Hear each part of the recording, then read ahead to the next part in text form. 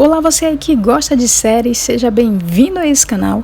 Finalmente chegamos ao tão aguardado episódio de meio de temporada, o episódio 8, que é o episódio piloto do provável spin-off de The 100. Eu estava bastante ansiosa por esse momento, assim como grande parte de vocês, acredito eu. Então pega a sua pipoca e assiste o vídeo até o final, porque tem muita coisa legal e interessante sobre esse episódio e nós vamos com calma falar de cada uma delas. Mas antes da gente dar início a esse resumo análise, só quero lembrar vocês de que caso você tenha perdido algum dos vídeos aí dos episódios anteriores, vai ficar aqui na descrição do vídeo o link para você conferir todos os vídeos de The 100, inclusive o vídeo também que eu fiz falando sobre o provável nome para o spin-off. Então vai ficar tudo aqui na descrição para vocês poderem assistir depois com calma. Então agora chega de papo e vamos dar início a essa análise.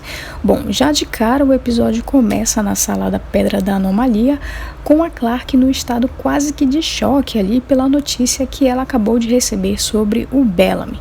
A Raven também está completamente abalada ali por conta de tudo que vem se acumulando emocionalmente para ela, e a Clarke acaba então consolando a Raven ali mais uma vez. E sem perder tempo algum aqui nesse episódio, nós já temos o Bill se apresentando a Clarke. Ela o reconhece, mas fica ali meio confusa, sem entender como ele pode estar vivo e também como é que ele pode estar ali em Bardo. Clarke, a gente sabe exatamente como é que você se sente, você não é a única perdida aí nesse rolê todo. A gente também quer respostas sobre todo esse mistério. Essa cena de início é bastante interessante e nela a gente acaba descobrindo algumas coisas que a gente ainda não tinha respostas até aqui. A primeira coisa é que o Bill corrige uma ideia que todos nós tínhamos até o momento ali sobre eles, que é o fato deles não serem um culto, como parecia ser antes, mas sim que eles são uma sociedade que se dedica à continuidade da humanidade. Bom, até aqui a gente não sabe exatamente o que ele quer dizer com isso, mas que parece sim como uma seita ou algum tipo de culto, isso parece bastante. A segunda coisa que nós descobrimos aqui é que o Bill não apenas entende a língua dos Grounders, mas também, pelo visto, ele sabe como foi que essa língua nasceu.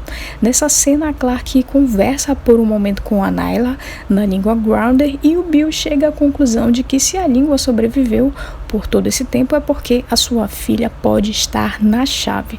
No contexto geral dessa cena, a gente entende então que quem criou esse novo dialeto foi a filha dele, a Callie, quando ainda era criança.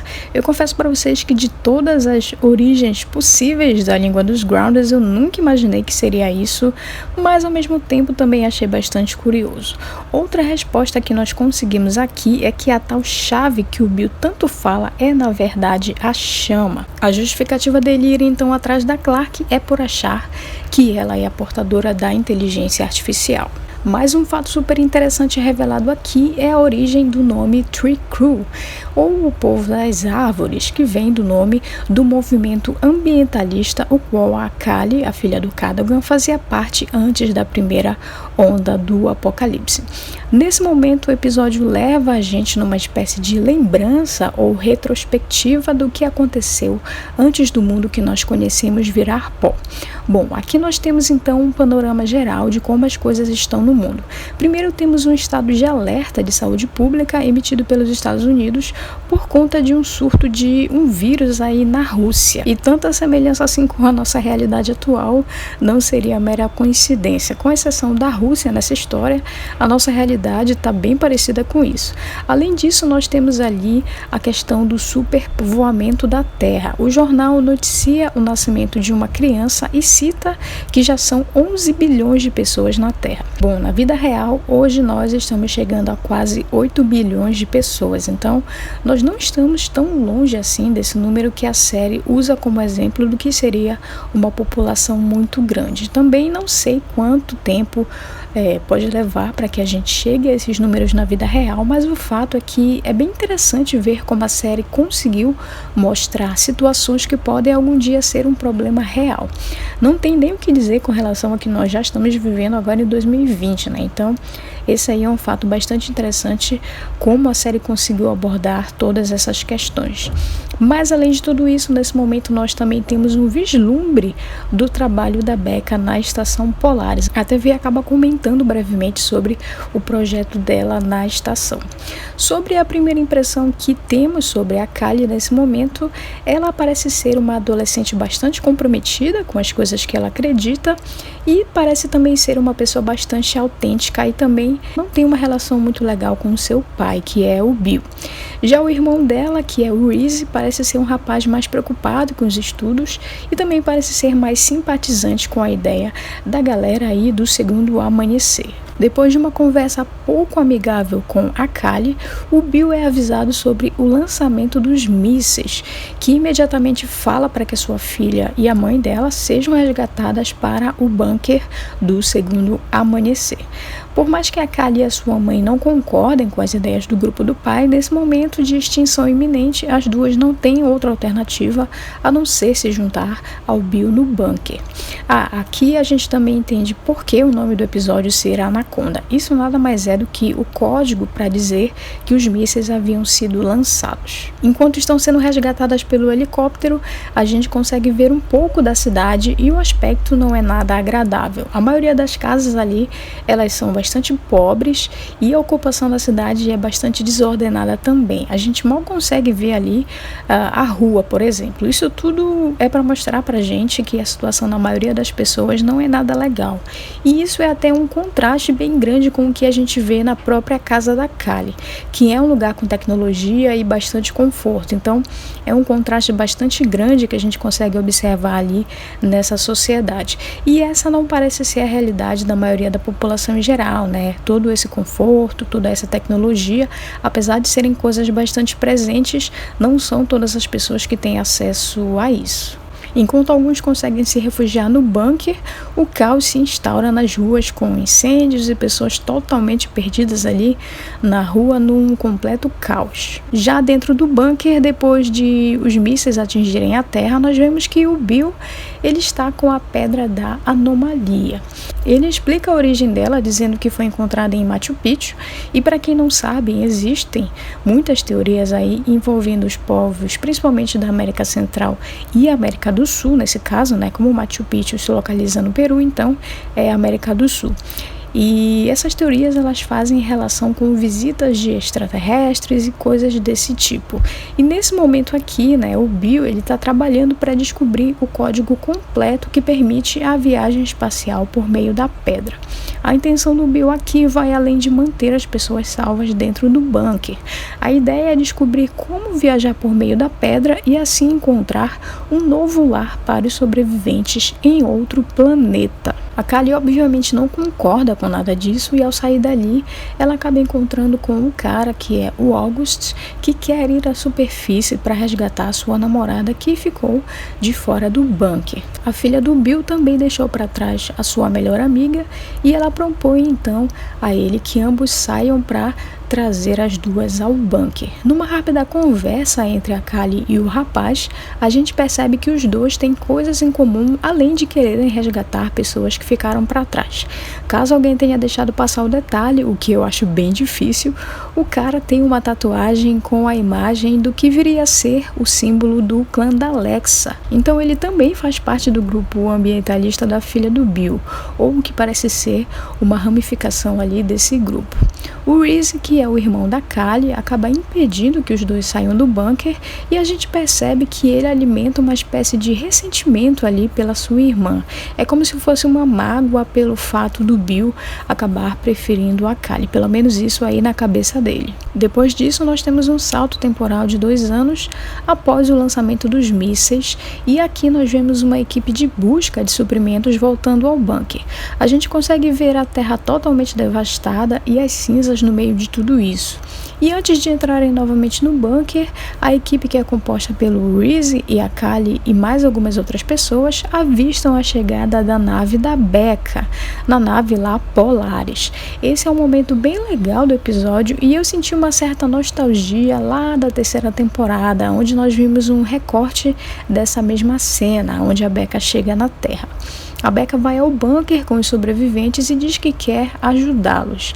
Ela tem algumas amostras ali de Nightblood e a intenção dela é replicar isso nas pessoas que sobreviveram. O motivo disso todos nós já sabemos, que é o de permitir que eles possam sobreviver à radiação da superfície da Terra. Dentro do bunker, a Becca é a única que consegue ouvir o som que a pedra da anomalia emite, em algo que parece ser uma espécie de conexão misteriosa entre ela e a pedra.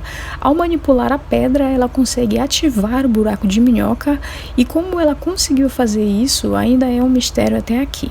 Talvez seja algo que a chama proporcione a ela, já que a ideia da inteligência artificial é de dar um conhecimento maior ao seu portador. Então pode ser que esse conhecimento tenha vindo daí, e assim a Becca conseguiu descobrir como ativar a pedra. Enquanto ela e o Bill tentam compreender melhor como viajar por meio da pedra de maneira segura, a Becca propõe que todos sejam tratados com o soro dela anti-radiação. Mas o Bill não gostou nada dessa ideia não. O foco dele realmente é na pedra, e pelo visto também é de tentar manter o poder que ele conquistou sobre as pessoas que vivem ali. Nesse aspecto, tanto a mãe da Callie quanto o irmão dela, o Reese, seguem apoiando as decisões do Bill, e as únicas pessoas que parecem reprovar essa aventura espacial aí são a Callie e a Becca. Os dois têm uma ideia bem diferente do que seria melhor para a sobrevivência das pessoas. Enquanto o Bill aposta em um novo começo em um planeta novo, a Becca está inclinada a reparar o dano que ela mesma criou e acha que a melhor forma de recomeço é tratar as pessoas com o soro para que elas possam voltar à superfície. A Becca consegue ativar novamente a pedra, mas dessa vez de um jeito diferente, fazendo com que ela seja transportada para algum lugar e seja devolvida ao bunker em questão de segundos.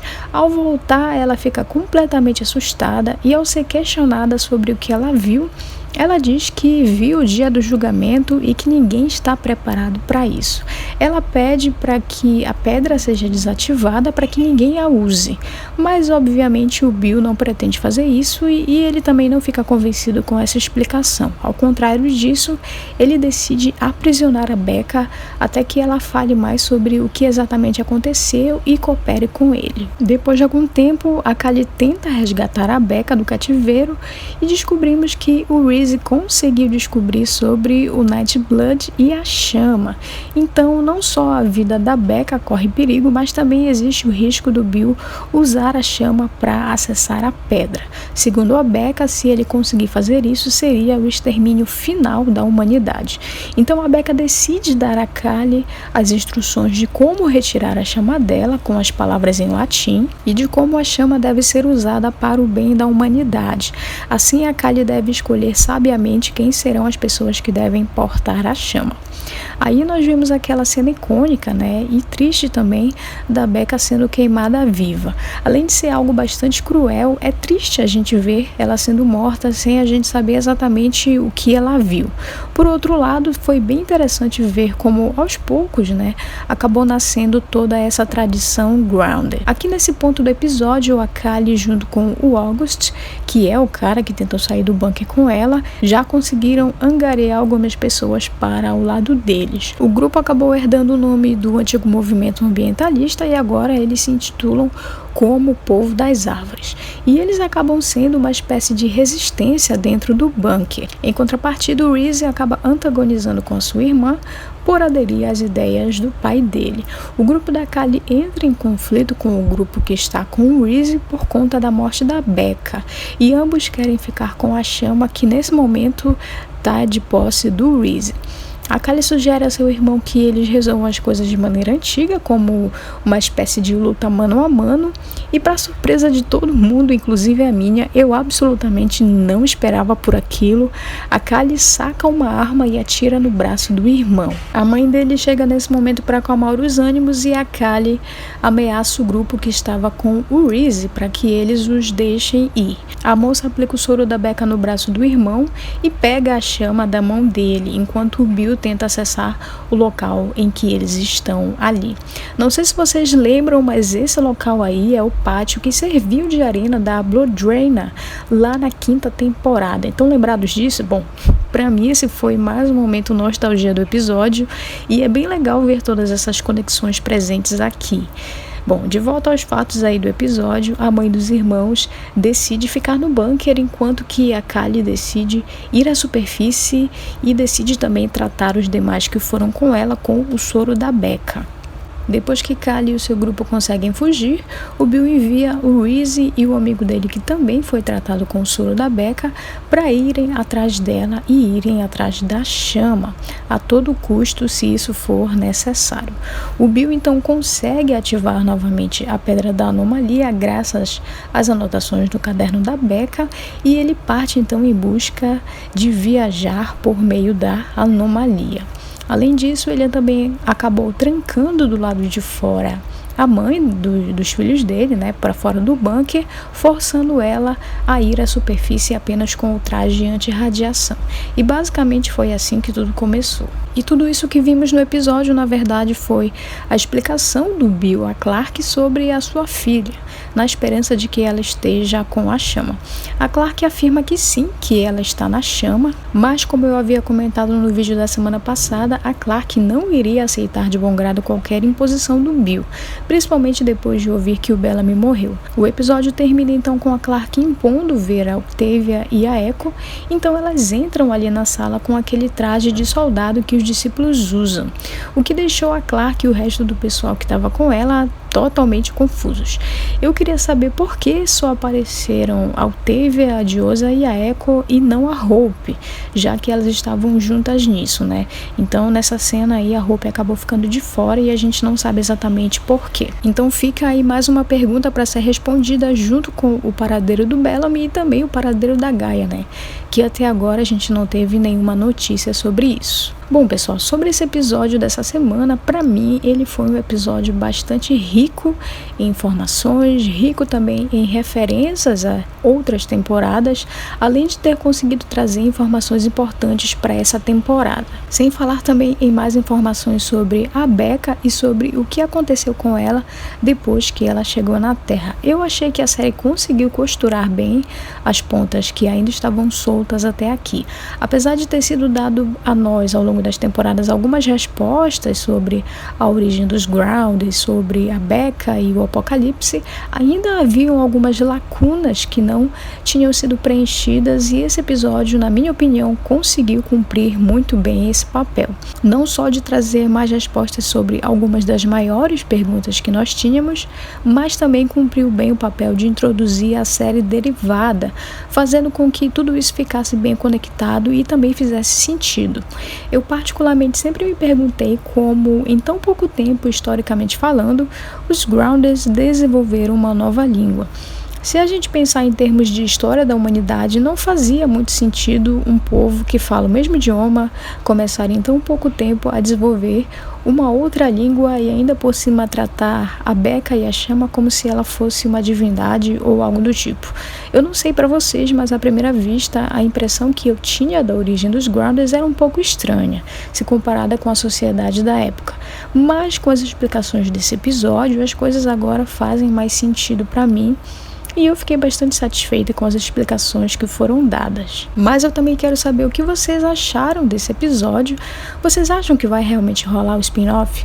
Bom, eu ainda não sei como foi a repercussão lá fora, mas eu tô acreditando que essa série vai sair. A Kelly é uma personagem forte, com bastante personalidade, e eu acredito que as pessoas irão querer ver a saga dela como a provável primeira comandante do povo Tree Crew. Eu fiquei curiosa também para saber mais sobre ela e como ela vai lidar com seu irmão, né, como sendo o seu principal inimigo nesse momento. Acho que pode ser algo bastante interessante, além de nós podermos ter a oportunidade de uma expansão e um enriquecimento maior de toda a mitologia da série. Então eu acho que essa pode ser uma oportunidade bem legal, realmente, do spin-off ir para frente, e eu espero realmente que tudo possa dar certo. Então, voltando aqui para essa temporada de The 100, depois desse episódio, que para mim foi um dos melhores dessa temporada, a gente ainda precisa saber exatamente o que foi que a Becca viu e por que isso significa a destruição da humanidade. De novo, né? E eu também fiquei curiosa em saber qual vai ser a reação do Bill ao descobrir a verdade sobre a Chama. Afinal de contas, ela foi destruída pela Gaia lá na 6ª temporada. Mas até lá, a gente pode compartilhar melhor sobre as nossas teorias nos comentários. Então, se você tem algum palpite, tem alguma teoria aí para tentar descobrir o que foi que a Becca viu de verdade, escreve aqui embaixo no comentário, que é pra gente poder conversar um pouco mais sobre essa temporada que tá sendo sensacional até aqui. Então, deixa o seu joinha no vídeo se você curtiu, vem fazer parte da nossa comunidade no YouTube, se inscrevendo no canal e ativando o sino para você poder receber as notificações dos vídeos que a gente postar. Então eu vou ficando por aqui nesse vídeo. Essas foram as minhas impressões, essa foi a minha análise e o meu resumo sobre esse episódio. Foi um episódio excelente, é um episódio que você tranquilamente pode assistir mais de uma vez para tentar pegar melhor cada detalhe. Então até aqui é isso, nós nos vemos então no próximo vídeo.